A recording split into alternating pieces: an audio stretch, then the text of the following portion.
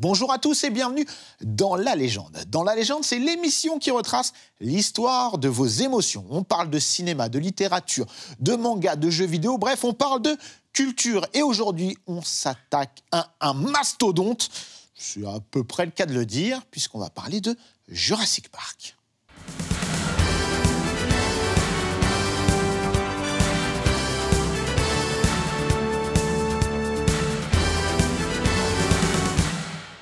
Et pour parler de ce sujet gigantesque, j'ai avec moi des invités qui le sont également. Marie, bienvenue en plateau. Tu es autrice et critique ciné. C'est ça. Bienvenue. Merci pour l'invitation. Avec plaisir. Antoine, bienvenue. Tu es auteur et rédacteur en chef adjoint de ce super magazine. Ça, c'est un truc que j'aurais rêvé avoir quand j'étais gosse. On avait des fiches. Oui, les fiches, exactement. Bienvenue. Et Gilles, bienvenue, auteur d'un magnifique bouquin également sur le GOAT Steven Spielberg et également réalisateur, comme Spielberg. Presque comme Spielberg. Presque, hein. Franchement, c'est... on est à ça. Hein. Vous êtes quasiment dans la même cour. On est collègues. Voilà.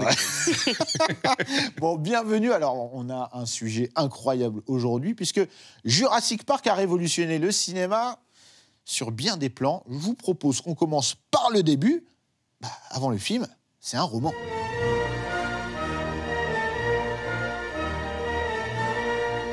Alors, avant d'être un film, avant d'être des films, Jurassic Park, c'est un roman de Michael Crichton. Michael Crichton, c'est le spécialiste de ce qu'on appelle le techno-thriller, c'est-à-dire c'est des thrillers avec de la science-fiction et avec beaucoup d'éléments scientifiques, parce que Crichton, c'est quelqu'un qui a une formation scientifique, formation de médecin, d'ailleurs. Il aurait pu être médecin. On va en parler dans quelques secondes, je pense. Oui, forcément. Et donc, c'est ce qui fait le sel de ces livres-là. C'est qu'on sent que même si c'est de la SF et que parfois ça part loin, on sent qu'il y a toujours un background technique, scientifique très, très précis. La rencontre entre Crichton et Spielberg s'est faite à la fin des années 80. Alors, Crichton, il est auteur de romans et puis il est aussi réalisateur. Il a fait notamment un film qui s'appelle Monde Ouest, dans lequel Yul Brynner joue un cow-boy robot psychopathe qui se dérègle dans un parc d'attractions. Tiens, ça nous rappelle quelque chose. Qui est devenu donc une série que vous connaissez qui s'appelle Westworld. Donc Spielberg rencontre Crichton, fin des années 80. Il travaille sur une idée qui pourrait peut-être être un film ou une série qui deviendra Urgence. Urgence. À la base, c'était vraiment un film. Hein. Il voulait... Peut-être un film, mais bon, alors, Urgence produit par Spielberg, écrit par Crichton, mais on n'y est pas encore. Donc fin des années 80, Crichton est arrivé au bout de son roman qui travaille depuis quelques années, qui s'appelle Le Parc Jurassique, en version française et québécoise. Donc quand il est sorti en France, il s'appelait Le Parc Jurassique. J'ai la version, le bouquin, ouais. Le Parc Jurassique. Je l'ai pas, ça. Et donc Spielberg est fou de dinosaures, depuis qu'il est tout petit.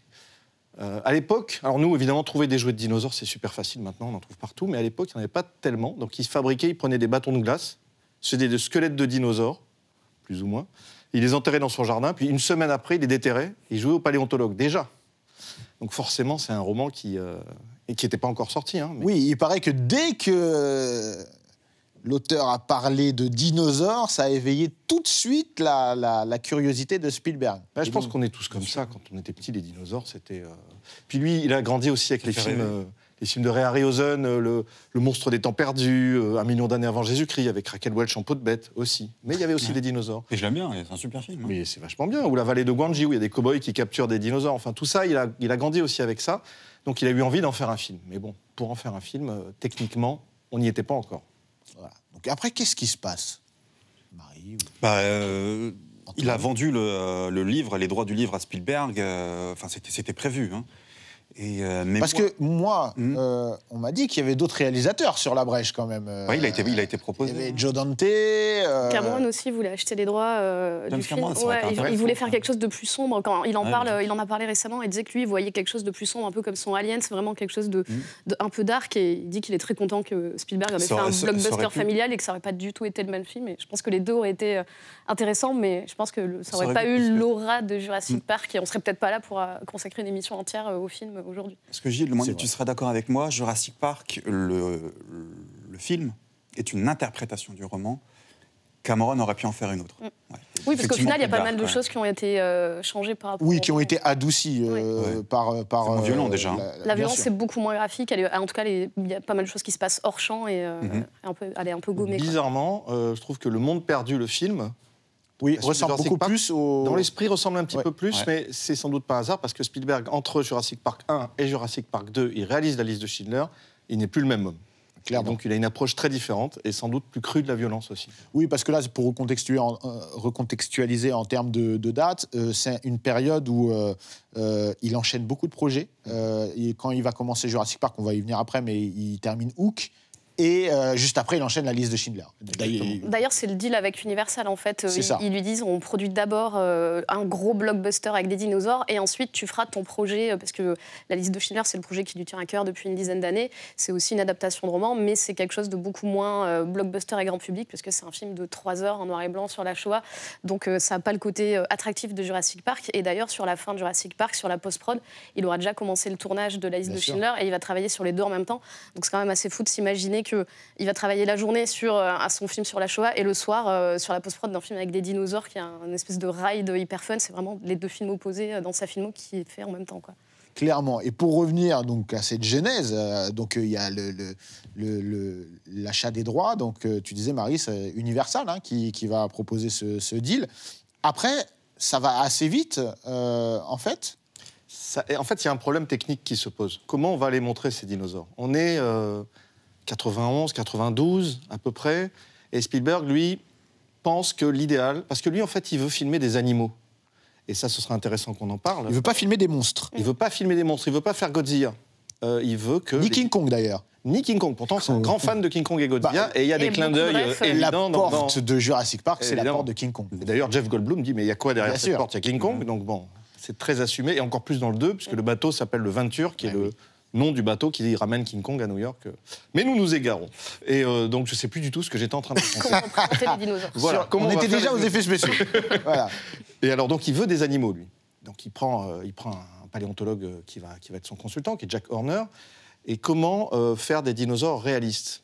À l'époque, ce qui lui paraît le plus plausible, c'est d'utiliser des robots grandeur nature animatroniques. Chose qui se faisait déjà auparavant, et on avait quelqu'un qui était assez spécialiste du genre. Oui, alors, lui, il a eu une expérience malheureuse sur les Dents de la Mer, où ça marchait pas du tout, mais c'était à cause de la mer, donc il s'est dit, bon, il a eu une expérience... Bruce, le fameux Bruce qui marchait pas très bien.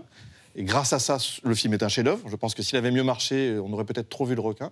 Mais il a eu une expérience heureuse sur E.T., par exemple, avec le E.T. animatronique qu'avait créé Carlo Rambaldi. Donc il se dit sans doute que des robots, ce serait très bien. Il pense à Stan Winston, celui qui a créé, c'est le Monsieur Terminator, Monsieur Predator, et aussi dans Aliens de James Cameron, il a créé la Reine des Aliens, qui était déjà une bestiole assez imposante. Oui, donc il s'est dit, il sera sans doute capable de faire ça. Il est tout à fait capable de faire ça, sauf que comment on fait quand les dinosaures doivent marcher, courir ou sauter ? Parce que c'est ce qu'il veut. C'est ce qui est important, c'est qu'il veut une présence des dinosaures en action, en vie, comment dirais-je, en relation avec les acteurs. Avec les acteurs et avec l'environnement. Alors quand ils sont en gros plan, ça va. Mais quand on doit les voir, on doit avoir un troupeau de dinosaures, comment on fait ? C'est là qu'il a révolutionné le cinéma. Exactement. Alors au début... Sur un film de commande, quoi. C'est ça qui est fou. C'est ça qui est fou, en fait. Alors, on vient tout de suite, et c'est important de rappeler, parce qu'on est à une époque où les effets spéciaux sont tout autres. On est au début des années 90, vers 90. Et là, pourquoi on parle maintenant des effets spéciaux ? C'est parce que, moi, à mon sens, 30 ans presque après, ça n'a pas vieilli. Donc, je vous laisse maintenant. Oui, parce que tu vois, certains films, comme je sais pas, Carnosaur qui est sorti la même année, c'est pas du tout la même chose. Et puis même des films 10 ans après. Oui, bien sûr. Alors, on pourrait dire que c'est une question de budget, mais pas que. Non, c'est pas que. En fait, ce qu'il y a, c'est qu'il y a une surcharge d'effets visuels dans un film Marvel, par exemple. On va demander à 15 compagnies d'effets spéciaux de saturer l'écran de créatures en images de synthèse. Forcément, quand il y a une quinzaine de plans en images de synthèse dans le premier Jurassic Park, chacun a nécessité des soins très particuliers. Ils ont passé beaucoup de temps dessus. Donc forcément, quand on s'applique et qu'on passe du temps dessus, c'est plus réussi, que ce soit en 93 ou aujourd'hui. Alors là, on était aux animatroniques. Alors, oui, sauf on a fait un flash forward. Donc, pour les plans larges, à quoi ils pensent ? À la stop motion, la fameuse technique d'animation image par image qui existe depuis le King Kong des années 30 et même avant, qui a été perfectionné par un homme qui s'appelle Phil Tippett. C'est lui qui a animé, par exemple, les Walkers dans l'Empire contre-attaque. C'est une légende dans son domaine. C'est grand nom des effets spéciaux. C'est lui qui a animé le dragon du lac de feu, que beaucoup considèrent comme le plus beau dragon de l'histoire du cinéma. Les robots méchants de Robocop. Donc c'est lui le spécialiste. Donc Spielberg se dit, c'est lui qu'il me faut. Le D209. Le D209. Et Robocop, Kane dans Robocop 2 aussi, qui était quand même un sacré morceau. Donc il se dit, OK, il commence à préparer les figurines. Sauf que Et c'est là où ça devient quasiment un scénario de film, dans l'ombre de la société ILM, la grande société d'effets spéciaux de George Lucas. Les gars se disent, mais nous, qu'est-ce qu'on va faire sur ce film? C'est le plus gros film du moment, plus gros film de dinosaures, et nous, on fait rien. Donc il y a deux gars, deux petits jeunes là qui... des renégats. qui vont piquer une maquette de tyrannosaure, dans l'ombre, la nuit. Enfin, je ne sais pas si c'était la nuit, mais c'est plus dramatique la nuit. Qui la scannent et qui se disent, on peut faire un dinosaure en image de synthèse. Et ils passent la nuit à faire un dinosaure en image de synthèse. Sachant qu'à cette époque-là, l'image de synthèse, on est au balbutiement. Oui, alors il y a eu des choses déjà très étonnantes dans Terminator 2, il faut quand même le dire. Oui, c'est... mais c'est pas des animaux. Voilà, notamment la scène du T-1000. Le T-1000, quand il se détruit, c'est souvent de l'animatronique, mais quand il se reconstitue, c'est l'image de synthèse. On a déjà fait des progrès incroyables, mais des animaux... Et ils font leurs tests. Ils le montrent à leur patron, Denis Muren, superviseur des effets visuels, qui dit « Ah ouais, quand même ». Qui le montre à Kathy Kennedy, la productrice du film, qui fait « Ah ouais, quand même ». Qui le montre à Steven Spielberg, qui prend un pari fou, à ce stade-là, vu le budget du film et les enjeux commerciaux qu'il y a derrière, qui dit « On utilise cette technique ». Et l'histoire du cinéma a changé. Ah, Marie, tu peux reprendre le relais à ce moment-là. Qu'est-ce qui se passe? On a Spielberg, du coup, qui voit ça et qui se dit... Bah finalement, c'est ça que je veux dans mon film. En fait c'est ça qui est intéressant, c'est que c'est un mélange de toutes les technologies dites anciennes, parce que elles vont se retrouver un peu mises au second plan avec les nouvelles technologies. Et donc, c'est vraiment un mélange de toutes ces techniques. Et parce qu'au final, je crois que les images de synthèse, il y en a vraiment 7 minutes bout à bout dans le film. Donc, en fait, elles sont utilisées avec parcimonie et elles sont très bien utilisées. Donc, ils vont les utiliser évidemment pour les plans larges, comme tu disais, pour animer les dinosaures. Par exemple, la scène des brachiosaures, je crois, quand la première apparition, quand on les voit, et pour avoir ce rapport d'échelle aussi où on a les personnages tout petits avec ces énormes dinosaures au loin. Et en fait, là, du coup, nous, en tant que public, on est émerveillés comme les personnages du film qui les découvrent. En fait, c'est assez incroyable d'arriver à les faire bouger comme ça, très lentement, d'avoir ce troupeau qui sort comme ça. Enfin, vraiment, c'est l'émerveillement de Spielberg, vraiment dans une scène. Je pense que c'est un des meilleurs résumés. Et du coup, il y a d'autres, les animatroniques de Stan Winston qui sont utilisés pour les gros plans, les plans rapprochés, donc notamment le T-Rex, quand il faut filmer les acteurs très proches du T-Rex. Et la première scène, d'ailleurs, je crois que c'est le premier jour de tournage, c'est la scène du Triceratops où les acteurs rencontrent pour la première fois vraiment un dinosaure. Et en fait, l'émotion qu'il y a sur leur visage, c'est certes celle des personnages, mais aussi un peu celle des acteurs, parce que c'est quand même un truc incroyable de jouer avec cet énorme Triceratops allongé dans l'herbe, qui est animé par 7 ou 8 personnes qui sont tout autour en train de bouger l'œil, de bouger les pattes, de le faire respirer. Et c'est vrai que cette scène aussi, elle est mythique. Et là, pour avoir revu le film récemment, c'est vrai que, comme tu disais, ça n'a pas vieilli. C'est assez incroyable d'avoir vraiment... C'est le meilleur des deux mondes, en fait, des technologies un peu anciennes et des nouvelles technologies qui émergent, qui sont utilisées dans un équilibre parfait, à très bon escient.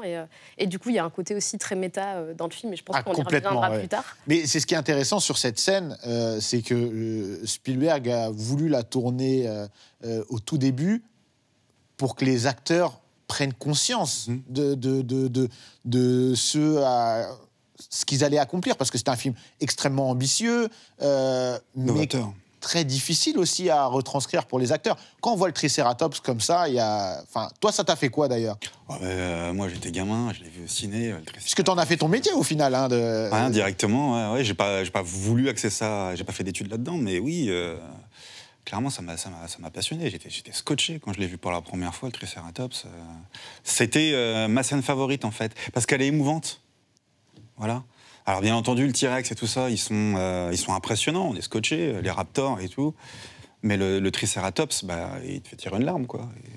C'est là où l'humain rencontre le dinosaure et on se dit, on a envie de le caresser, on a envie... Il se met carrément, on voit son corps respirer, quoi. C'est là que tu vois qu'en fait, il le filme vraiment comme un animal et que tu as vraiment ce côté émerveillement, parce que là aussi, autant il y a un mélange de technologie qui est vraiment très bien fait, et il y a aussi un mélange dans le ton où il y a vraiment un côté émerveillement, où on découvre les dinosaures, et un côté un peu horrifique, avec, et même survival, avec les dinosaures qui attaquent, notamment la scène de la voiture ou la scène des raptors dans la cuisine. Et en fait, à chaque fois, les apparitions des dinosaures, elles sont hyper bien gérées, parce qu'il y a exactement l'émotion, la petite larme à l'œil quand tu les découvres, ou la grosse frayeur quand ils coursent les personnages, quoi. Je suis totalement d'accord. Et cette scène... Cette façon-là est déjà un petit peu présente dans le livre, amenée de manière différente. Dans le livre, d'ailleurs, c'est pas un Triceratops, c'est un stégosaure que que les protagonistes rencontrent. Et Alan Grant, il dit « Ah, c'est le stégosaure mon préféré quand j'étais gosse ». C'est complètement différent, en fait. Mais, c'est Spielberg qui a changé parce que c'est le Triceratops, c'est son préféré ou Je sais pas. Alors, il me semble que c'est son dinosaure préféré. Il me semble qu'il le dit dans les bonus du film. Ouais. C'est possible, mais après, c'est aussi beaucoup plus vendeur, un Triceratops qu'un stégosaure. Il y a la collerette et tout, ça s'identifie bien. Ouais. C'est très important pour un film d'avoir des dinosaures qui s'identifient parfaitement. Parce que derrière, on vend des jouets, en fait, et c'est ça, le truc. On en parlera après, mais oui, les merch de Jurassic Park, c'est incroyable. Donc, on a, pour reprendre sur les effets spéciaux, on a donc ce mélange d'effets spéciaux. Comment ça se passe? Parce que c'est un défi technique. Personne ne l'avait jamais fait auparavant. Comment ils arrivent à finalement se dire, ce que je viens de voir là, je veux que ça soit dans le film, et ça va être dans le film. Alors déjà, il faut créer un pont entre les animateurs, ceux qui savent animer les créatures, et les spécialistes de l'image de synthèse, qui n'ont jamais animé de créatures, qui savent animer au mieux des vaisseaux spatiaux, peut-être un robot, des logos. Donc ils ont créé vraiment une communauté de Parce que Phil Tippett, il devait faire la tête. Phil Tippett, au début, il a dit non seulement je suis viré du film, mais mon métier vient de disparaître. Donc ça y est, je suis mort. C'est une vanne qu'ils ont repris. Il a dit je suis en voie d'extinction. Voilà. C'est ce qu'il a dit à Spielberg. Voilà. Et Spielberg s'est dit j'adore cette phrase, Alan Grant va la dire. Et il l'a dit. Ce qui était ironique, mais en même temps, c'est une super réplique. Alors, sauf que Tippett commence un peu à faire la tronche. Sa femme, qui dirige le studio Tippett, son copain Denis Muren, qui supervise les effets spéciaux du film, lui dit non, on a besoin de toi et de tes gars parce que vous savez animer des créatures. Parce que l'image de synthèse n'arrivait pas à reproduire la gestuelle. Ils arrivaient à reproduire, c'est ça. On va dire la texture des dinosaures, ils arrivaient vraiment bien à la reproduire. Mais le comportement, justement, en faire des animaux, ça aurait sans doute été trop mécanique. Alors les gars de l'animation ont animé des squelettes de dinosaures comme les figurines qu'ils animaient avant, sauf qu'il y avait des capteurs partout. Tous ces points-là, toutes ces données apparaissaient sur les écrans des infographistes. C'était de la motion capture. C'était de la motion capture, image par image, avant que la motion capture existe. Donc c'était ultra expérimental. Là, on est en quoi, 93, 93, on est en 92. Donc juste après la sortie de Terminator 2. C'est ça. Et Terminator 2, il n'y avait pas encore de motion capture d'ailleurs. Donc c'est vraiment une technique qu'ils ont inventée, sans savoir si ça allait marcher. Ça a marché, ça a tellement bien marché qu'au bout d'un moment, les infographistes de ILM ont appris à faire de l'image de synthèse sans passer par ce dispositif-là, et notamment le final du film n'était pas du tout le final, c'est pas celui du livre, c'est pas non plus celui qu'ils avaient prévu. Il n'y avait pas de T-Rex à la base. Il n'y avait pas de T-Rex, il n'y avait pas les deux raptors qui sautent sur le T-Rex, enfin il n'y avait pas ce combat final. À un moment donné, les gars des effets spéciaux ont dit à Spielberg, si tu veux, on peut faire ça. Ah oui, on peut se rapprocher encore des... Oui, on peut maintenant, on sait le faire, ça fait 1 an qu'on bosse dessus. Les processeurs, parce qu'il faut imaginer les processeurs de l'époque, quoi. Enfin, c'était des frigos, quoi, des machines à laver. Et on y arrive, et ils ont donc fait ce climax parce que les effets spéciaux le permettaient. Ils ont eu du mal à trouver la fin du film. Ils ne voulaient pas finir comme le livre. Ils ont tenté une première fin où les dinosaures s'accrochent à un hélicoptère, enfin, ça ressemblait à rien. Et il y a plein de storyboards qui sont assez marrants à revoir maintenant. Et c'est les gars des effets spéciaux, donc Phil Tippett et Denis Muren, qui sont allés voir Spielberg, qui ont dit « Ta fin... tu veux pas plutôt qu'on essaye ça, le squelette qui tombe et tout ?» Et donc, faut quand même être culotté. Hein. Ouais, mais en fait, il avait confiance en eux. Et c'est ça l'intelligence de ce gars-là, c'est qu'il sait qu'à un moment donné, quelqu'un peut avoir une meilleure idée que toi, même si tu t'appelles Steven Spielberg. Et ces gars-là, qui sont des rois, des génies des effets visuels et du comportement des animaux, dans le cas de Phil Tippett, pouvaient, s'ils lui disent « on peut le faire », il s'est dit « ok, faites-le ». Et ils l'ont fait, et c'est comme ça que le film se termine. Et ce combat, avec en plus, très symbolique, la banderole « Quand les dinosaures dominaient le monde », qui se casse la figure. Il faut savoir que « Quand les dinosaures dominaient le monde », c'est le titre d'un film des années 60, avec des dinosaures en stop motion. C'est presque une manière de dire « les vieux effets spéciaux sont en train de mourir ». Alors, c'est blindé de références au cinéma d'avant, plein de choses. Et on va arriver sur le côté méta juste après, parce qu'il est... Je ne l'avais pas du tout compris lors de mes premiers visionnages, très honnêtement. Mais du coup, est-ce que Steven Spielberg, à ce moment-là, il sait qu'il va révolutionner le cinéma, déjà ne serait-ce que dans les effets spéciaux, dans le fait de mettre en image ce qu'il a en tête? Est-ce qu'il sait à ce moment-là?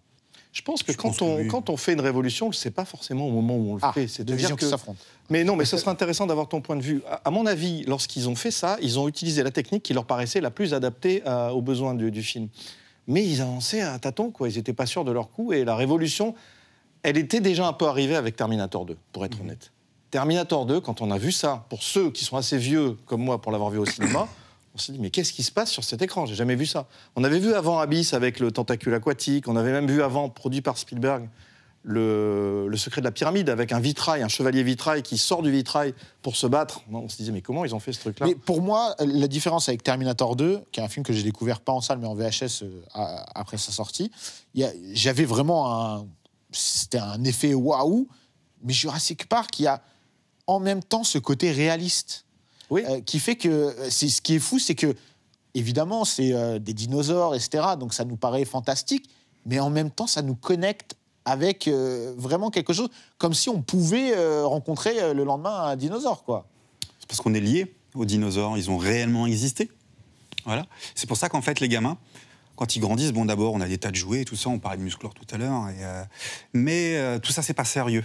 Mais quand on arrive vers 8-10 ans, qu'on s'intéresse aux dinosaures, là, les gamins, la barrière, elle s'envole parce que c'est du sérieux, les dinosaures. C'est fantastique, certes, mais c'est aussi une science.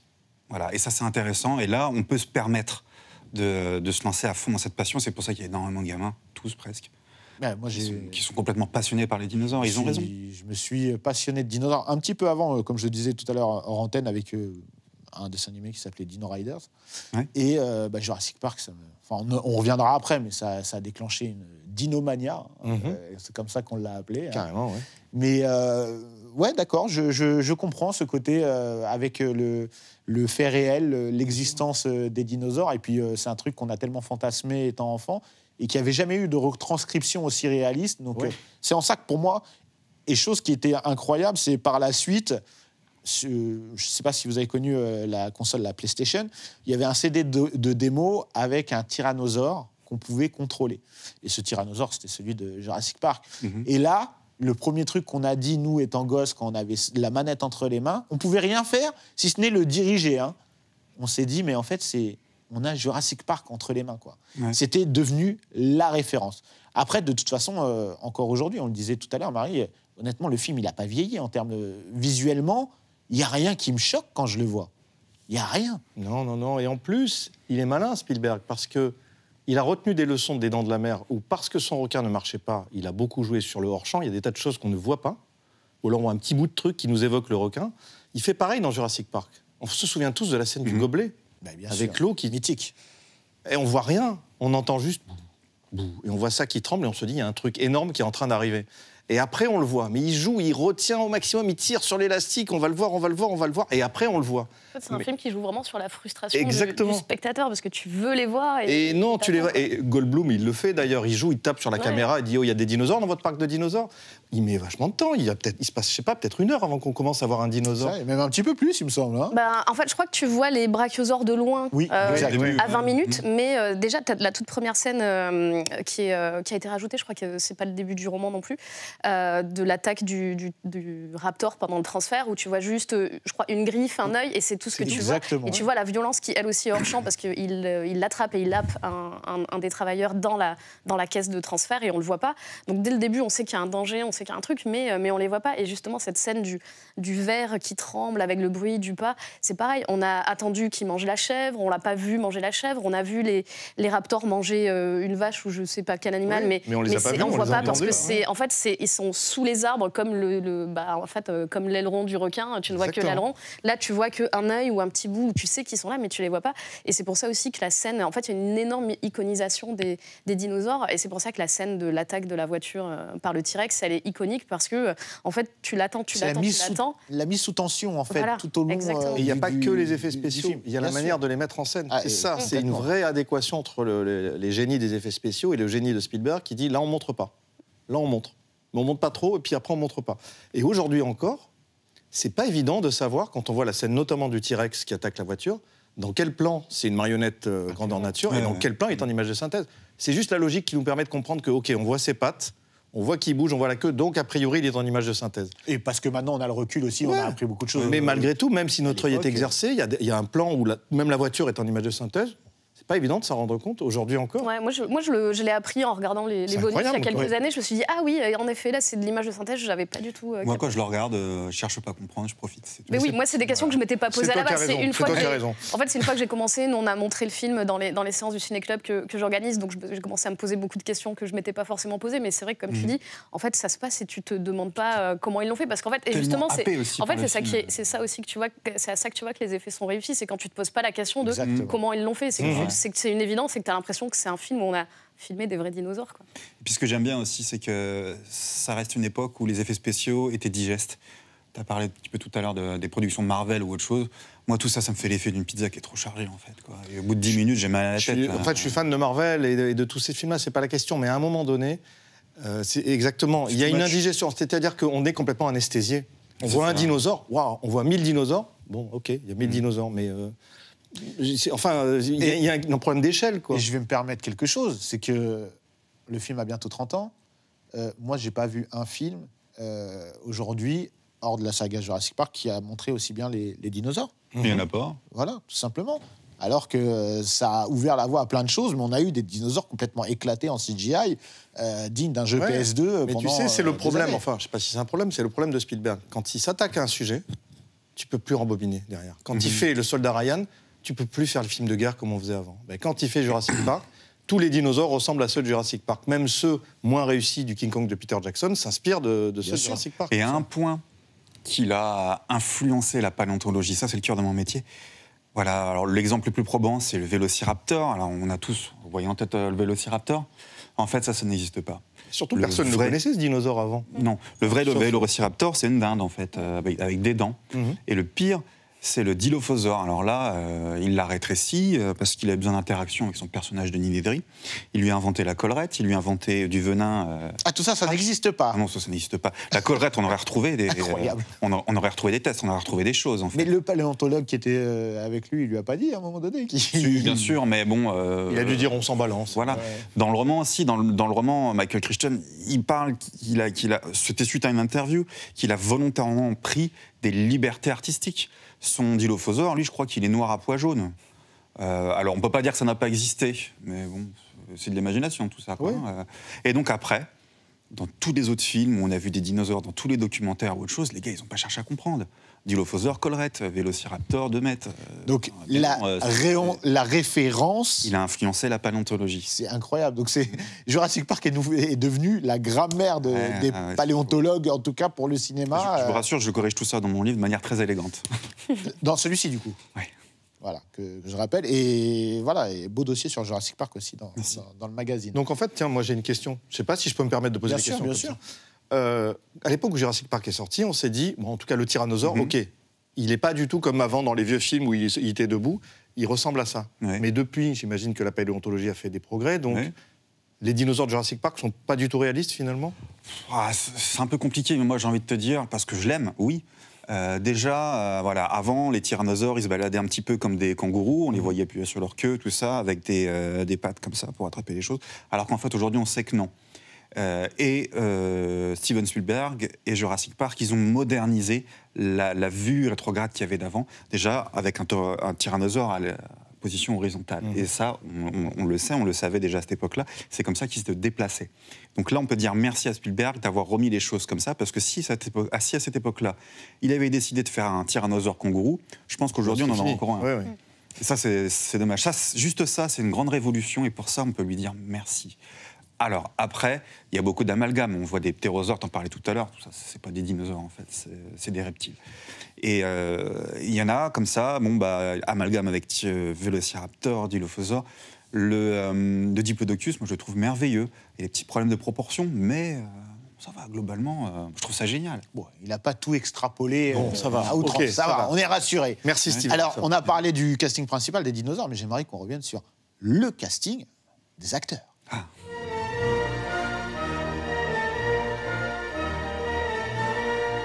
On a un casting quand même qui est assez incroyable. Qui veut nous en parler? Parce que, Marie? Ouais, je veux bien. Alors, je crois que le premier acteur qu'il a casté, c'est Joseph Mazzello qui joue Tim. Parce qu'en fait, il l'avait croisé, je crois, sur le casting de Hook et il ne l'avait pas pris. Mais il s'est dit, je le garde dans un coin de ma tête pour un prochain film. Et d'ailleurs, par rapport au bouquin, il a inversé l'âge des enfants parce que c'était, je crois, un grand frère et une petite sœur. Et du coup, il a inversé pour pouvoir caster l'acteur qu'il voulait. Donc, on a lui et je crois qu'elle s'appelle Ariana Richards, qui joue sa grande sœur. Là, il cherchait absolument une crieuse, quelqu'un qui pouvait donner de la voix, notamment dans la scène face au T-Rex. Et après, donc, on a ce trio d'experts, donc Ian Malcolm, qui se confond aujourd'hui avec Jeff Goldblum, en fait, qui a pris beaucoup de ce personnage dans sa personne publique, dans sa façon d'être aujourd'hui. Cette espèce de flegme, de dandisme assez incroyable. En fait, lui... Le même personnage que dans La Mouche, et ça, c'est génial. Ouais. Et en fait, lui, il est là pour jouer les Cassandres et pour poser les questions morales et éthiques du film. Non, il est le spectateur, en fait. Oui, voilà. En fait, de toute façon, ces personnages-là, c'est les deux pendants du spectateur. C'est le côté intrigué, émerveillé, et le côté qui dit mais est-ce qu'on a vraiment le droit de faire ça? Est-ce qu'on a le droit, c'est ce qu'il dit, de jouer à Dieu et de ressusciter une espèce qui a disparu depuis 65 millions d'années. Et donc, il a aussi un petit ressort, un petit ressort comique où il a toujours de ces petites punchlines tout au long du film qui sont restées vraiment légendaires, quoi. Et on a donc un couple de paléontologues donc joués par Sam Neill et la merveilleuse Laura Dern qui sont du coup le côté plus scientifique et surtout l'émerveillement du spectateur. En fait, ils voulaient des acteurs pas forcément très très connus, mais ils voulaient de bons acteurs pour être crédibles face à ces dinosaures, parce que c'est sûr que c'est pas évident de jouer même face aussi réaliste que peuvent être les animatroniques. C'est pas évident de jouer face à ça et de faire croire à cette histoire-là, parce qu'en fait, quand on regarde le pitch, ça peut être le pitch d'un énorme nanar. Exactement, c'est pour ça que je disais que c'était un film très ambitieux sur le papier, mais en même temps très risqué. Ouais. La première version de Michael Crichton au début des années 80, ça a été un nanar, quoi. C'était un gamin qui découvre un parc de dinosaures comme ça. Mais ce que tu dis sur les acteurs, ça a toujours plus ou moins été la politique de Spielberg, à quelques exceptions près, de ne pas prendre des superstars pour qu'on puisse mieux s'identifier à eux. Alors, il y a quelques exceptions. Après, il a pris Tom Cruise. On n'a pas parlé de John Hammond. On va en parler, c'est indispensable. Il a pris Sean Connery pour jouer le père d'Indiana Jones, mais on ne peut pas lui en vouloir parce qu'il est parfait. C'était bien joué, c'était bien pensé. Mais après, il a fait Hook, et là, il est tombé dans un travers qu'il a regretté. Il a pris que des superstars. Et du coup, on n'avait pas l'impression de voir la fée Clochette, mais on voyait Julia Roberts. On n'avait pas du tout l'impression de voir le Capitaine Crochet, mais Dustin Hoffman, Robin Williams. Bon. Donc, il a oublié un peu cette idée des superstars. Il est revenu au type de casting qu'il avait à l'époque de ses premiers films, et ça marche super bien. Même s'il a proposé le rôle d'Alan Grant à Harrison Ford. Oui, qui était devenu une superstar, en partie grâce à lui et grâce à George Lucas. Et Harrison Ford... Ça aurait été aussi intéressant de savoir ce que ça donne, parce que la prestation de Jeff Goldblum, elle a tellement impacté qu'elle a changé un petit peu. Je pense que c'est Universal qui a dû mettre la pression d'ailleurs sur Crichton, parce que quand on lui a demandé d'écrire la suite, Le Monde Perdu, un hommage, il a choisi ce titre-là en hommage à Arthur Conan Doyle. Je travaille dessus en ce moment, tiens. Et Ian Malcolm, le personnage à la base, si ma mémoire est bonne, il reste dans l'île, et à la fin du roman, l'île est bombardée, néant, voilà. Par contre, du coup, Crichton, quand on lui demande d'écrire la suite, il reprend le personnage de Malcolm parce qu'il a cartonné. T'es obligé. Voilà. D'ailleurs, Goldblum était déjà un acteur connu. Il avait fait La Mouche, c'est un acteur de comédie. Enfin, on l'avait vu dans pas mal de séries aussi. Mais c'est devenu une superstar grâce à Jurassic Park. Ouais, c'est un peu le rôle de sa vie, je pense. Enfin, en tout cas, pour les gens comme moi qui l'ont vu tout petit, nous, je pense que on l'a associé directement. À ça directement. Il y a La Mouche aussi, mais bon, c'est vrai que oui, mais La Mouche était un film un peu horrifique aussi. Moins grand public, forcément. Mais Sam Neill avait... Sam Neill avait fait la leçon de piano avant. Enfin, c'était un acteur qui n'était pas du tout... Un acteur de théâtre, un acteur dramatique. Laura Dern, on la connaissait beaucoup grâce à David Lynch, notamment. C'est Laura Lula, tout ça. Et donc, c'était un mélange intéressant. Et bien sûr, le grand Richard Attenborough qui joue John Hammond et qui, lui, est génial. Et un acteur légendaire, il faut le dire. Un réalisateur légendaire, déjà. Ce qui est marrant, c'est que Attenborough a eu l'Oscar du meilleur film en 82 lorsqu'il concourait face à Steven Spielberg. Il y en a un qui avait E.T., l'autre qui avait Gandhi. Bon, c'est Gandhi qui a gagné. Attenborough qui a dit à l'époque à Spielberg « T'aurais pu l'avoir, t'aurais dû l'avoir ». Est-ce qu'ils s'en sont souvenus à ce moment-là? En tout cas, Spielberg a senti qu'il lui fallait un réalisateur pour jouer ce rôle-là. Et il a vraiment insisté pour avoir lui, parce qu'apparemment, c'était compliqué. Il avait arrêté le cinéma, je crois. Voilà, il n'avait pas tourné depuis 1979, dont je ne sais plus, je crois que c'était The Human Factor de Otto Preminger. Et son frère, pardon. Et il a décalé le début du tournage de quelques mois pour lui laisser le temps de terminer son film Chaplin, parce qu'il le voulait vraiment. D'accord. Et le frère d'Attenborough, j'ai oublié son prénom, présente, comme toi, des documentaires pour la BBC. Concernant les dinosaures. Ah oui, voilà. D'accord, ok. Ok, cool. Mais c'est pas un hasard qu'il ait choisi un réalisateur pour jouer John Hammond, parce qu'en fait, et je sais pas s'il est trop tôt pour parler du côté méta du film. Non, mais parlons-en et après on reviendra sur de quoi parle Jurassic Park ? D'un homme de spectacle, un businessman, qui décide de montrer au public pour la première fois des vrais dinosaures. Et c'est quoi Jurassic Park ? C'est un film où un businessman, homme de spectacle, Steven Spielberg, décide de montrer au public pour la première fois des dinosaures. Alors, ceux du film ne sont pas réels, mais ils sont ultra réalistes. Et donc, il y a une adéquation entre le sujet du film et le film lui-même qui est complètement folle. Quand le portail de Jurassic Park s'ouvre, c'est pas que pour les personnages, c'est pour nous. On se dit, mais où ils sont où ces dinosaures ? Et puis, pour le parc d'attractions Universal et aussi. Bien sûr. Lorsqu'on voit le brachiosaure pour la première fois, on est comme eux, on fait comme ça. Enfin, on joue peut-être pas aussi bien qu'eux, mais ça n'a pas dû être évident à jouer d'ailleurs, pour Laura Dern dans le vaisseau et Sam Neill. Mais on est comme eux. Et en fait, Alan Grant, dans le film, est un paléontologue, donc un gars qui en a vu d'autres. Mais tout ce qu'il est capable de dire face au brachiosaure, c'est un dinosaure. Et nous, on est pareil, quoi. On dit c'est un dinosaure. Et donc, il y a un effet miroir dans le film qui est fascinant. Et avec chaque personnage, pour moi, justement, incarne ce côté méta à différentes valeurs et différents plans. Notamment dans le couple entre les paléontologues, il y a vraiment quelque chose dedans qui nous renvoie à une certaine réalité. Dans le parc qui est pas encore ouvert, ça aussi, c'est quelque chose parce que c'est des éléments qui sont réutilisés par la suite dans le parc Universal. Oui. C'est ça qui est fou. C'est qu'il y a le parallèle est complet, quoi. Il n'y a pas un moment dans le film où c'est pas ça. Et puis comment il s'appelle, Gennaro, l'avocat, qui dit nous allons faire une fortune avec ce parc. Il peut être vu comme un exécutif d'Universal qui dit on va s'en mettre plein les poches. C'est vrai qu'il y a eu une attraction. Alors je crois que maintenant c'est devenu une attraction Jurassic World, mais moi je l'avais faite. C'est Jurassic World maintenant. Ouais, moi je l'avais faite il y a une dizaine d'années. C'était encore l'attraction Jurassic Park, et elle est inspirée d'une scène qui était dans le livre et qu'ils n'ont pas mise dans le film, où les personnages, donc Alan Grant et les deux enfants, sont sur un radeau et le T-Rex les poursuit sur une rivière. Et du coup l'attraction c'est ça, c'est un petit ride avec une belle petite descente. Ouais, voilà. Alors c'est exactement la même chose maintenant en Jurassic World, sauf qu'ils ont rajouté quelques petits trucs liés à l'univers de Jurassic World. Et puis, c'est un film aussi où c'est le seul film, je crois, à l'époque.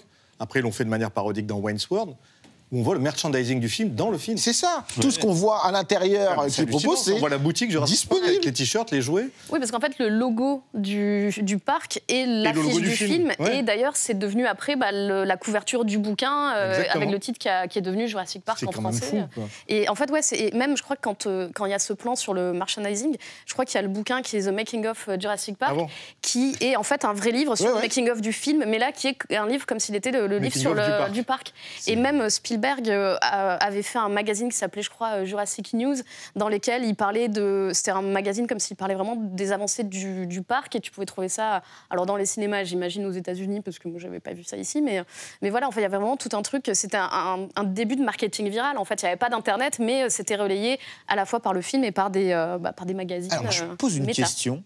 Puisque George Lucas a bossé un petit peu sur Jurassic Park au niveau des effets spéciaux. Il y a Manny qui a travaillé dessus. Oui. Alors, il se dit quand même qu'il avait un œil, pendant que Spielberg était sur la liste de Schindler, que Lucas quand même supervisait un petit peu sur la post. Les effets spéciaux. Ouais. Mais tout ce marketing, c'est aussi ce qui a été à rebours avec Star Wars, notamment sur les produits dérivés. Est-ce qu'il n'y a pas une petite influence aussi de Star Wars là-dedans ? Parce que finalement, il y a... avec Star Wars Kenner, notamment, ils ont loupé le coche de la sortie pour le développement des jouets. Là, ils se sont dit, on peut pas rater ça. Bien sûr. Lucas, il a été très précurseur à l'époque du premier, la Guerre des Étoiles. À l'époque, ça s'appelait la Guerre des Étoiles, A New Hope. Il a dit, moi, je veux des pourcentages sur les produits dérivés. On lui a dit, vas-y, prends tout ce que tu veux, les produits dérivés, on s'en fout. Et donc, il avait senti qu'il y avait du business à se faire là-dessus. Le produit dérivé de Star Wars, c'est incroyable. Et donc, oui, il y a une influence de Lucas, mais depuis Star Wars, c'est-à-dire que depuis tous les blockbusters, que ce soit chez Disney ou ailleurs, essayent de capitaliser sur les produits dérivés qu'on peut faire. Parfois, c'est complètement absurde. Il y a un film comme Starship Troopers, qui n'est pas du tout un film pour les enfants. Non, Paul Verhoeven. Mais les exécutifs se sont dit, attends, c'est des insectes géants avec des gars en tenue de cosmonautes. On va faire des tas de jouets. Ils ont fait des tas de jouets pour les enfants, des jeux de société, sans voir le film. Et ils se sont retrouvés avec ça sur leurs étagères. Enfin, c'est les collectionneurs qui les ont récupérés, mais c'est pas les enfants. À l'instar de Batman Returns, où le merchandising a été un peu avorté. Très orienté petit, Batman Returns. Mais c'est Batman, alors on se dit, pour les petits, c'est bien. Jurassic Park, en fait, ce qui est marrant, c'est que cette scène-là, du merchandising, puis il y a vraiment un plan, a fait grincer quelques dents. Je me souviens à l'époque, les gens disaient, super, dans le film, ils montrent carrément les produits à acheter à la sortie du film. Mais il ne faut pas oublier que c'est une scène très ironique. À ce moment-là, le parc part en vrille. Il y a des gens qui meurent, il n'y a plus rien qui va, et c'est à ce moment-là que la caméra se promène sur les produits dérivés. Une manière de dire, en fait, c'est... Tout pour le profit. Tout est en train de se casser la gueule, quoi. Et ce vieux monsieur qui redevient un vieux monsieur, qui raconte cette anecdote de son premier parc d'attractions avec des fausses puces, et raconte ça à Laura Dern, c'est une scène très émouvante, et qui nous fait comprendre que tout ça, c'est une illusion, en fait. C'est de la fumée, c'est un jeu de... Et c'est là aussi où il y a un parallèle, encore une fois, entre le réalisateur et son personnage de démiurge, qui est lui, c'est un peu lui. Bien sûr. C'est-à-dire, je monte un spectacle, et en plus, et je ne pense pas qu'à l'époque, il y avait pensé. Lorsqu'à la fin, donc les dinosaures ont tout cassé, donc c'est une catastrophe. Quand les dinosaures dominaient le monde, la banderole tombe. Mais ce qui s'est passé après Jurassic Park, c'est que Jurassic Park a tout cassé. Le cinéma n'a plus pu du tout se faire comme avant, et on se retrouve dans des dérives où maintenant, il faut absolument qu'il y ait des millions d'images de synthèse dans tous les films. Alors, merci Gilles, super transition. Passons maintenant à la sortie de Jurassic Park.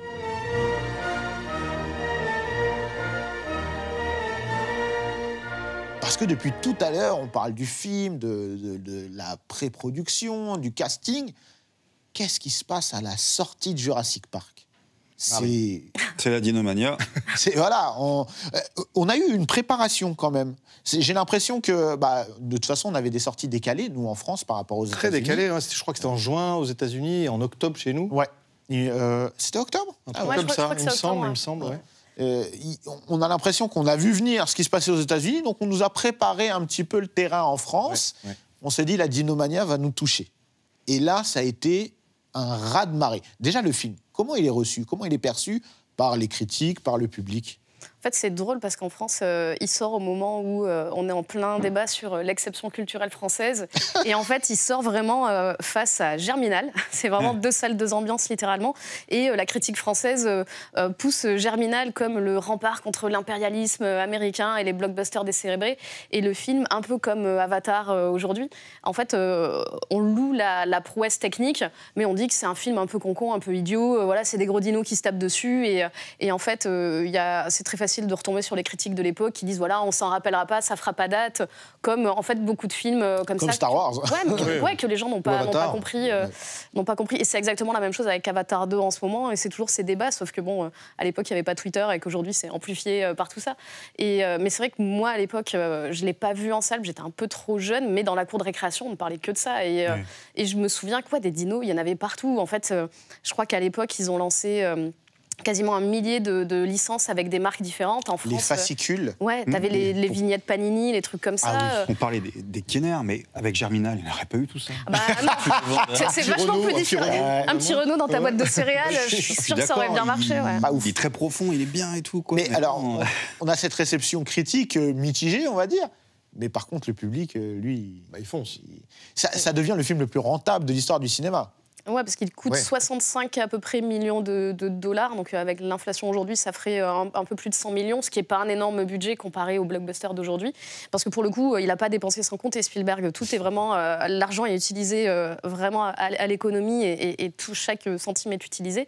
Mais par contre, il rapporte presque 1 milliard. Je crois que c'est 912 millions. Donc le retour sur investissement est énorme, quoi. Et c'est quelque chose qui marche à travers le monde, au cinéma, ensuite en vidéo. Enfin, moi, je me souviens que je ne l'avais pas vu en salle, mais que j'avais acheté la VHS juste après. C'était vraiment nous, dans la cour de récré, on ne parlait que de ça. Filles, garçons, tout le monde, c'était le... Alors, moi, j'avais 12 ans.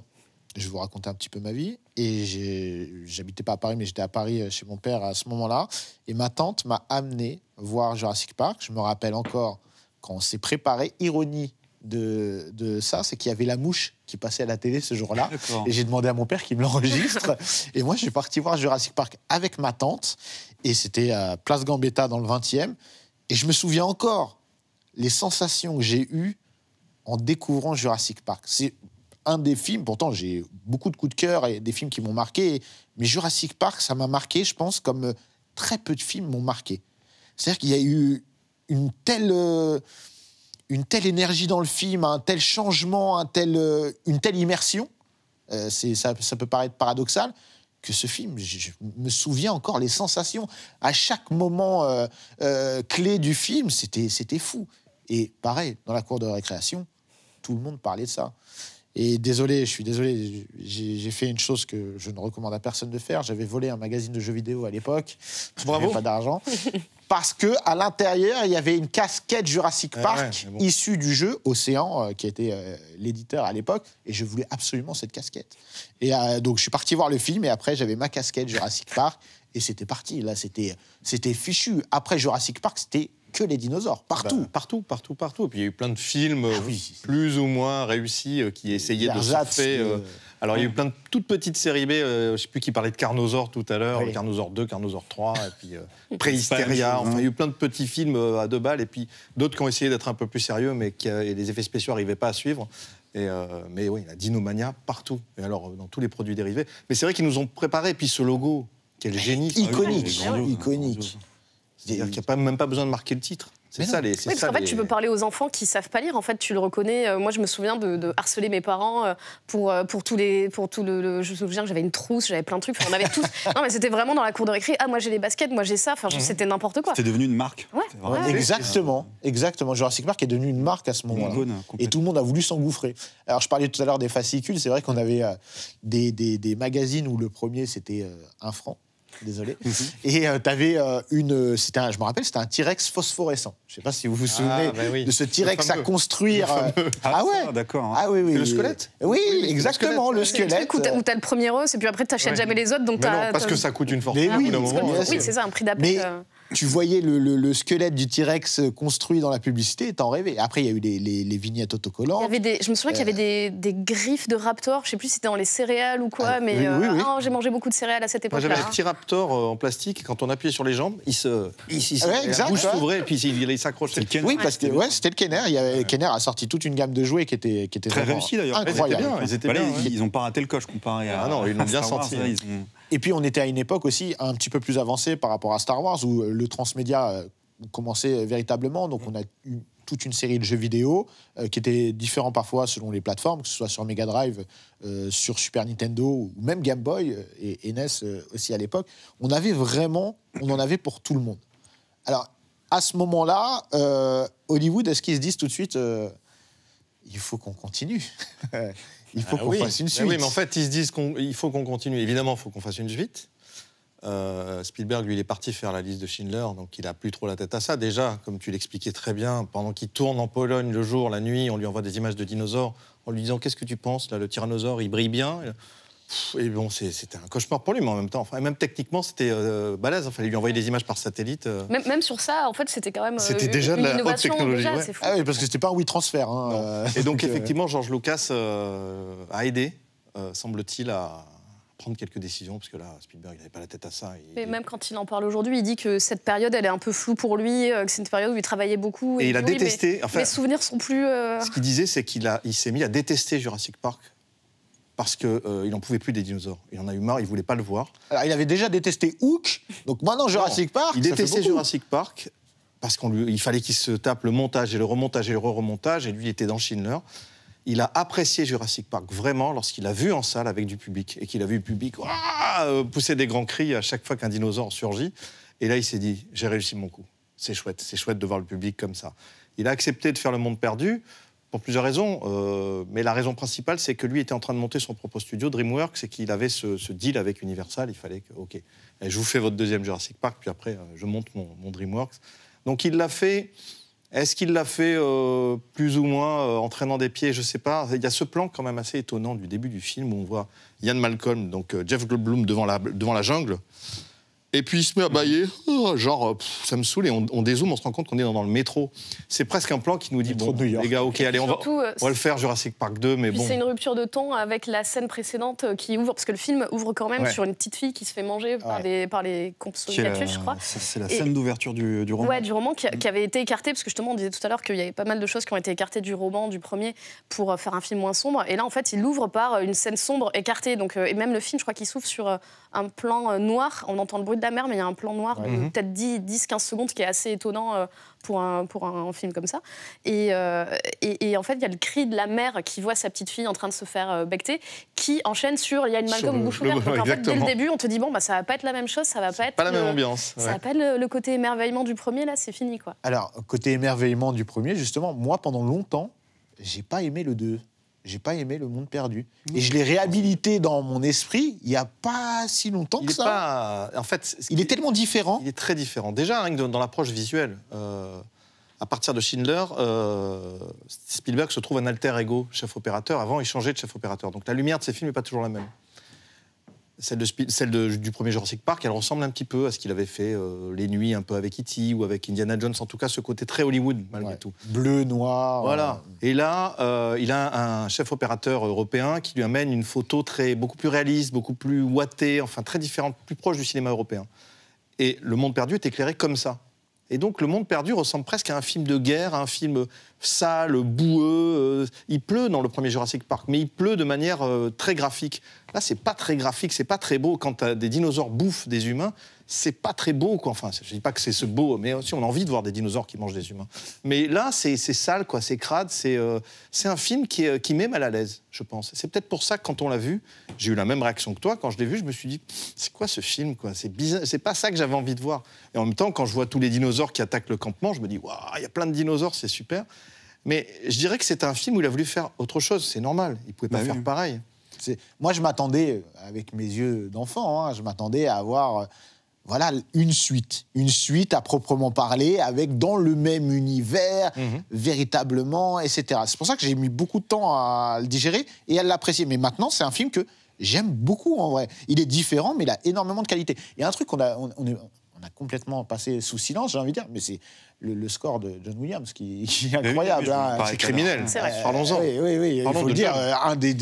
Ça n'aura pas été le même succès. Iconique. Mais pareil, à Universal, quand on arrive dans le côté Jurassic Park à Universal, on a la musique. Tu passes le portail avec cette musique, moi, ça m'a mis la larme à l'œil. J'étais là, wow, j'y suis. Quoi. C'est incroyable. Des frissons. Et je suis un peu triste, d'ailleurs, qu'ils aient changé en Jurassic World, parce que c'est plus le même logo, en tout cas plus la même couleur. Il y avait vraiment... moi, j'ai connu l'époque aussi Jurassic Park, et j'ai fait aussi Jurassic World. Il y a des frissons quand on entend la musique, on passe les portes. Et j'étais, pour la première fois quand j'y avais été, c'était avec mon père. Et mon père, grand fan du film, et quand je l'ai emmené là-bas, il était comme un enfant. Et j'avais l'impression de revoir les images du film. On est dans le film, quoi. Exactement. On devient les personnages du film. Et oui. Génial, quoi, avec cette musique, c'est sûr. Elle est très différente dans Le Monde Perdu, d'ailleurs. Exactement. Le début, c'est presque un hommage à la musique du King Kong des années 30. Et de Atari aussi, qui était un fameux film de safari. Et donc c'est une musique très tribale, avec beaucoup de percus. On n'a pas le thème de Jurassic Park tout de suite. Non, c'est très King Kong. On l'aura au bout d'un moment. En fait, la BO, elle est aussi en rapport avec le film, où le côté où la nature a repris ses droits. Et en fait, tu as ce côté un peu plus tribal dans la BO, parce que la BO du premier, c'était le côté très symphonique, avec un grand orchestre qui allait avec ce côté émerveillement, où tu voyais ces grandes plaines avec les dinos et tout. Et là, c'est un film qui est plus, comme tu le disais, plus sombre par la photo, par ses thèmes, par les mises à mort aussi. Et la BO suit le truc, quoi. Parce que c'est vrai qu'il y a des mises à mort qui sont un peu gratuites. Le pauvre Eddie, qui est le seul... Parce que dans le premier, les personnages qui mouraient, alors pas tous, mais la plupart le méritaient un peu, ou en tout cas, ils étaient montrés... L'avocat véreux, voilà, ils étaient... Médry, bon... ils avaient péché, donc ils mouraient. Marrant. Voilà. Mais là, le pauvre Eddie, avec cette scène incroyable de la caravane, qui fait tout ce qu'il peut pour sauver ses potes, et qui se fait manger par deux T-Rex. Il y en a un qui l'attrape, l'autre qui l'arrache, il se fait découper et tout.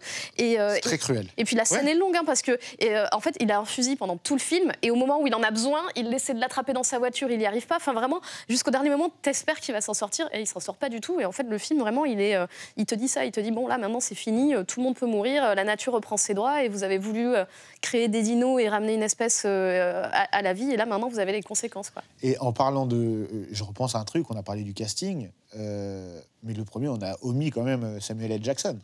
Oui, exact.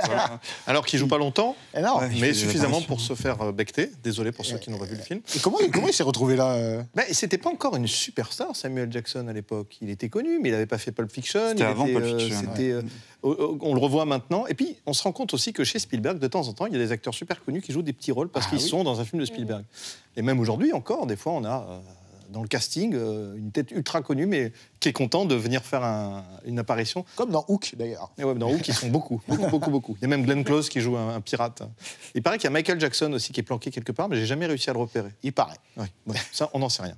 Mais donc oui, mais effectivement, Samuel Jackson, c'était pas encore la star qu'il est devenu juste après.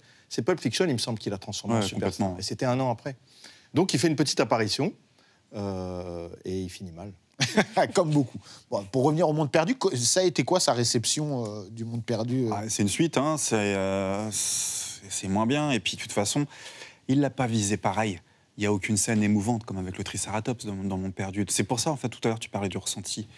Il n'a pas travaillé émotionnellement. Donc, pour moi, c'est une suite business, une suite marketing. Pour toi, c'est 100% business. T'as de l'affect pour cette suite ou beaucoup moins? Elle est bien. Moi, j'aime bien le parallèle avec Arthur Conan Doyle. C'est vraiment un super bouquin. Le Monde Perdu, du coup. Mais voilà, on voit qu'ils exploitent une licence. Ça se sent, de toute façon, ça se sent. C'est un très bon film, il est bien réalisé, bons effets spéciaux. Ils le disent un peu dans le film, où quand t'as l'équipe des écolos, on va dire, et l'équipe de ceux qui veulent récupérer les dinos, ils disent, nous, on est là pour observer, vous êtes là pour exploiter le filon. Et t'as encore un truc un peu méta, où là, on exploite le filon, et ça ouvre la porte au 3e et au Jurassic World d'après, quoi. Mais après, Spielberg, cette scène... Mais ça reste Spielberg, c'est ça qui... En fait, il y a des scènes, en fait, quand tu le revois... Moi, c'est un film, j'ai jamais envie de le revoir, et quand je le revois, je me dis, quand même, il y a des trucs qui le sauvent, quoi. Il y a cette scène de la caravane, elle dure 15-20 minutes, elle est super longue. Et là, pour le coup, moi, ça me gêne un peu, parce qu'il y a de l'humour sur leur commande de cheeseburger là, qui, moi, me sort à chaque fois du film parce qu'ils sont à ça de tomber, le truc se fendit et tout, et c'est tout ce qu'il vous faut, oui, un cheeseburger, et ils enchaînent tous avec leur commande, et tu dis, oui, non, c'est pas très crédible, et du coup, t'as un peu moins d'empathie avec les persos, mais cette scène, elle est quand même incroyable. L'attaque des dinos, et puis t'as double dose de dinos, t'avais un T-Rex, là, t'en as 2 avec le bébé, et après, t'as tout, on n'en a pas parlé, mais en fait, quand tu crois que le film est fini, non, en fait, ils ont capturé un T-Rex et ils arrivent à San Diego. C'est ça qui est fou. Et en fait, c'est pour ça que... C'est King Kong. Ouais. Et en fait, le Monde Perdu. C'est pour ça qu'ils voulaient faire ce film-là, en fait. C'était vraiment pour... Parce qu'au départ, ils avaient décidé avec Kathleen Kennedy de ne pas mettre ça dans le film. Et je crois que c'est 2 semaines avant le tournage, ils ont dit, si, en fait, on va le faire. Et du coup, quand tu crois que le film est fini, il reste encore une demi-heure. Et moi, je me souviens, pour le coup, celui-là, je l'avais vu au cinéma. Et là, j'ai l'impression qu'un deuxième film commençait. Et moi, avec mes yeux d'enfant de, je sais pas, je dois avoir 10-11 ans à l'époque, j'étais là, genre, mais qu'est-ce qui se passe, quoi. Mais c'est ce que tout le monde attendait. C'était des dinosaures dans la vie. On voulait voir. Mais moi, c'est ce que je pense. Et c'est pour ça que tu le dis, c'est un deuxième film. Et la transition, elle est bizarre parce que du coup, t'es un peu frustré parce que t'as vu un premier film sur l'île et là, tu vois le début d'un autre film et en fait, t'aurais voulu en voir plus de celui-là. Exactement. Et je me demande si cette fin-là c'est quasiment un dernier chapitre, n'a pas été aussi un peu motivé par l'arrivée imminente du Godzilla de Roland Emmerich, qui est arrivé juste après, quoi. Ils se sont dit, Oui, parce qu'en gros, ils se tirent la bourre. Le trailer du Godzilla, il y a un plan où il y a des personnages qui visitent un muséum d'histoire naturelle avec un squelette de T-Rex, et Godzilla l'écrase avec sa grosse patte. Et dans Le Monde Perdu, il y a une blague avec des personnages japonais. Qui filment en disant c'est Godzilla. Il y a un truc entre les 2 films. C'était Le Monde Perdu, c'est 97 et Godzilla 98. Oui, c'est ça. Il arrivait juste après. Godzilla s'est fait pendant ce temps. En même temps, quoi. Quasiment. Et c'est vrai que Spielberg, on le sent un peu plus détaché du film, c'est un peu plus cruel. Il y a des morceaux de bravoure visuels incroyables. Il y a quand même cette idée des raptors qui sont cachés dans les hautes herbes. Et donc, elle est incroyable. Un peu comme le verre d'eau du premier Jurassic Park. Ouais. C'est souvent fort quand on ne voit pas ce qui se passe et qu'on devine. Donc tu vois juste des traînées dans les hautes herbes et tu sais qui sont là, les dinosaures. Et tu les vois pas. C'est l'aileron du requin. Exactement. C'est une idée purement cinématographique, ça. Et ça, alors lui, c'est le roi de ça, de suggérer quelque chose en ne te le montrant pas. Mais pour rester sur Spielberg, il réalise cette suite. Justement, tu disais, Antoine, c'est une suite. Donc les suites, c'est mal perçu pour beaucoup de films et beaucoup de sagas, des films qui sont devenus des sagas. Comment, justement, la critique perçoit le fait que Spielberg rempile avec un nouveau Jurassic Park? Est-ce qu'on pense à ce moment-là que peut-être Spielberg il s'est essoufflé? Parce qu'il sort de Jurassic Park, la liste de Schindler... On ne pense pas qu'il s'est soufflé dans mon souvenir, il faudrait relire les critiques, parce qu'il vient de faire la liste de Schindler. Et ne serait-ce que pour ça, quel réalisateur était capable de faire un truc pareil, quoi, de se confronter à ça, quoi. Mais justement, est-ce qu'on se dit pas, il retourne dans la facilité? Oui, d'une certaine manière, mais je pense que les gens ne sont pas dupes et se disent « Ok, il a fait ça pour faire plaisir à ses fans et pour faire plaisir aux financiers, à ceux qui ont investi sur le premier Jurassic Park et à Universal, mais il nous prépare autre chose. » Mais même lui, c'est un moyen un peu de revenir sur un film entre guillemets plus facile avant de se lancer dans un autre projet qui sera Amistad après. Amistad, et puis le soldat Ryan derrière, donc il est reparti comme en 40, mais c'est vrai que, c'est le cas de le dire, mais c'est vrai que ce Jurassic Park-là, je crois qu'il a ultra bien démarré, évidemment. Je sais pas les chiffres en tête, je crois qu'il a bien marché. Il a bien marché, de toute façon, ils ont tous, même le troisième a bien marché, beaucoup moins bien que les autres, mais ils ont tous bien marché, parce que c'est une franchise, une marque, comme on disait tout à l'heure, tellement forte, que de toute façon, moi, n'importe quel film où tu mets des dinos, je vais quand même aller le voir pour voir, tu vois. Donc si en plus c'est Spielberg qui le fait, évidemment, oui, j'y vais. Bien sûr, donc oui, les critiques étaient... Mais comme elles étaient déjà pas terribles pour le premier film, mais entre-temps, le film a acquis son statut de film culte. Je pense qu'il y a eu une certaine déception quand même sur Le Monde perdu, parce que les gens n'ont pas vu ce qu'ils s'attendaient à voir. Puis il y a quelques scènes qui sont un peu ridicules, la scène des barres parallèles avec sa fille. Et c'est dommage, parce qu'il y avait un truc à faire avec cette fille-là. Justement, sur l'émotion, sur tout ça... La relation, elle ne marche pas, en fait. Ça marche exactement, pas, parce que c'est trop appuyé. Et pourtant, il y a quand même un thème qui tient à cœur à Spielberg, et qu'on retrouve dans plein de ses films, c'est le père qui joue pas son rôle de père et qui assure pas, et les enfants qui souvent le ramènent à son rôle d'adulte. Dans le premier Jurassic Park, les deux gamins qui sont dans la voiture et le seul adulte qui est avec eux, qui se barre et qui les abandonne, il se fera bouffer par un dinosaure, ça lui apprendra. Ce thème-là, on le retrouve souvent, l'adulte qui abandonne les enfants. Et donc, sa fille, au début du film, lui dit « Ne m'abandonne pas, quoi. Je suis ta fille. » Donc on se dit, il y a peut-être un truc. Sauf que d'où elle sort, cette fille, on n'en a jamais entendu parler. C'est ça, le rôle qu'elle joue dans le film est comme un cheveu sur la soupe. Exactement. Donc c'est complètement raté. Parce que dans le bouquin, je crois que c'est une étudiante et que c'était pas censé être sa fille. Je me souviens plus trop du deuxième livre. Elle se met dans le cargo avec eux, ou dans l'hélico, je sais plus. Elle se planque pour y être, mais c'est pas du tout sa fille, quoi. Donc, mais à la toute fin du Monde perdu, ce qui est assez marrant, c'est qu'il recompose toutes les familles. C'est-à-dire qu'à la fin, on a Jeff Goldblum, avec Sarah Harding, donc, et avec sa fille, qui sont sur le canapé, tranquillement. La famille est recomposée. Et sur l'île, on a toutes les familles de dinosaures qui vivent paisiblement, donc à plusieurs échelles. Il aime bien sortir du chaos, Spielberg. Il crée le chaos. Ouais. La théorie du chaos. Exactement. Et à la fin, finalement, on revient à une espèce d'équilibre. Et puis le chaos vient de la destruction de la famille, parce que quand la scène de la caravane, elle arrive parce qu'ils ont volé le bébé T-Rex, et c'est les deux parents qui viennent le chercher. Clairement. Alors, il nous reste une poignée de minutes, mais véritablement, pour évoquer, on a parlé très succinctement du 3, je pense que, voilà, mais Jurassic World, cette nouvelle saga, qu'est-ce que vous en pensez en quelques mots? Moi, j'aime bien. Enfin, j'aime bien. Ce que j'ai bien aimé dans le premier Jurassic World, c'est qu'enfin le parc est ouvert. Ouais. Enfin, on va pouvoir le voir. Et je me suis dit, si un parc d'attractions aujourd'hui existait avec des dinosaures, c'est comme ça que ça se passerait. Ouais. Les ados seraient sur leur téléphone pendant qu'il y a un T-Rex à côté, parce que c'est bon, ils l'ont déjà vu. Un peu comme le spectateur face aux images de synthèse, on est un peu blasé. Et il y a un discours là-dessus quand même. Mais c'est quand même mal écrit, non? Enfin, tout ça, moi je trouve que... Alors, si je peux me permettre, avant de vous redonner la parole, on a très peu de temps. Non, mais après je vais laisser la parole aux autres. Mais je trouve que la série animée Netflix, La Colo du Crétacé, Jurassic Park, le fait même mieux que ça. Montrer, c'est pas le même public, ça vise pas la même audience. Mais je trouve qu'il montre bien, justement, le parc ouvert avec les gens qui sont dedans et comment ça peut dégénérer, etc. Ouais, mais moi, je suis comme Marie. Tu me mets des dinosaures dans un film, j'y vais. Oh non, mais pareil, je dis ça... Il faut l'analyser, pour répondre à ta question. On a un sujet qui est indémodable et qui marche à chaque fois, les dinosaures. On a une licence qui a très, très bien cartonné. Et voilà, à partir des années 2000, on commence à rentrer dans l'ère du revival, c'est-à-dire qu'on reprend quelque chose qui a bien fonctionné avant pour le dépoussiérer et le revendre. Voilà. Et on est là-dedans, ça remplit les 3 tableaux, quoi. Donc, Marie? En fait, oui, tu as le côté méta qui est poursuivi avec les gens sont blasés, donc plus de dinos. C'est l'opposé du premier Jurassic Park, où là, tu as, je crois que c'est le Mésosaure, qui est un énorme dinosaure qui apparaissait dès la bande-annonce, on le voyait, et il apparaît dès les premières minutes du film. Après, il y a des rouages qui sont repris, comme dans les Jurassic Park précédents.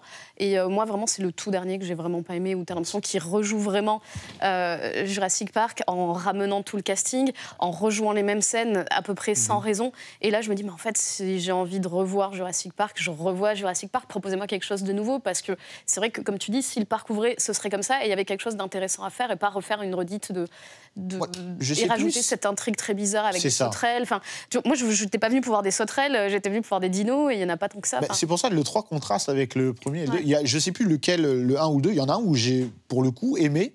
Je me suis dit, ça va.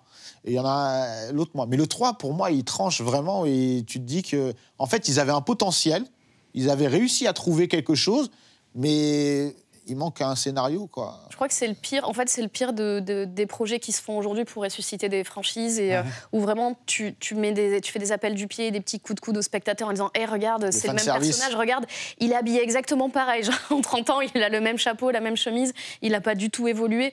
Et en fait, c'est un peu triste parce que moi, j'aurais aimé que ces personnages évoluent. J'ai pas envie de les voir dans la même dynamique. Comme je disais, si je veux revoir tout ça, je revois le premier film. Donc c'est un peu dommage de faire des films comme ça qui apportent rien à la franchise. Mais bon, c'est des dinosaures. Et qui remplissent les tiroirs caisses. Voilà. Mais maintenant, on peut se dire, la franchise n'est pas terminée et je suis sûr qu'on aura beaucoup de choses à voir par la suite. Si vous me permettez, le truc qui est intéressant avec ce film-là, c'est qu'ils assument beaucoup plus le côté monstre génétique. Et ce qu'on n'a pas dit, c'est que Michael Crichton, à la base, il n'a pas écrit un livre sur les dinosaures, il a fait du techno-thriller, c'est sa spécialité, et il a écrit un livre sur la manipulation génétique. Et d'ailleurs, le personnage de John Hammond, comme animal de compagnie, il a un éléphant minuscule, un éléphant qui a été rétréci génétiquement. Voilà. Et ça, du coup... Ceci explique cela, en fait. Hein. Ça contextualise un petit peu... Ils n'ont pas fait des dinosaures, ils ne peuvent pas le faire. De toute façon, moi, dans mon livre, je ne dis pas comment on fait les dinosaures, parce qu'on ne peut pas l'en faire. Mais là, tu viens de un peu casser l'ambiance. C'est comme ça. Ouais, bon. Mais voilà, du coup, on assume beaucoup plus le côté monstruosité génétique, et ça, c'est le thème du premier roman. Okay. Bon, écoute, avec ces explications, je comprends mieux déjà toutes les thématiques des Jurassic World. Et Mosasaur, c'est pas un dinosaure. Désolé. Pardon. C'est la dernière fois. Merci énormément, en tout cas, à vous trois. Moi, j'ai passé un super moment, j'ai appris beaucoup de choses. J'espère que vous aussi, et on se retrouve très bientôt pour un nouvel épisode de Dans la Légende.